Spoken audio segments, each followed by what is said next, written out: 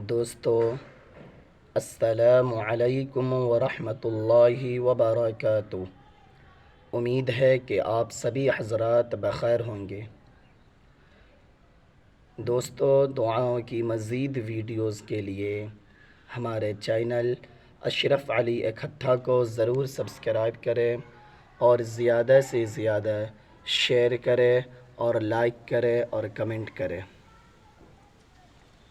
مریض کی عیادت کے وقت یہ دعا پڑھے: اسأل اللہ العظیم رب العرش العظیم ان یشفیک۔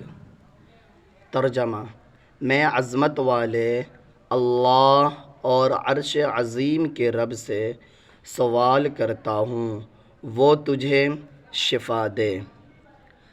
حدیث: آپ صلی اللہ علیہ وسلم نے ارشاد فرمایا، وہ مریض جس کی موت کا وقت نہ پہنچا ہو اسے ان کلمات کے ساتھ 7 مرتبہ دعا دی جائے تو اللہ تعالیٰ اسے شفا عطا فرماتے ہیں۔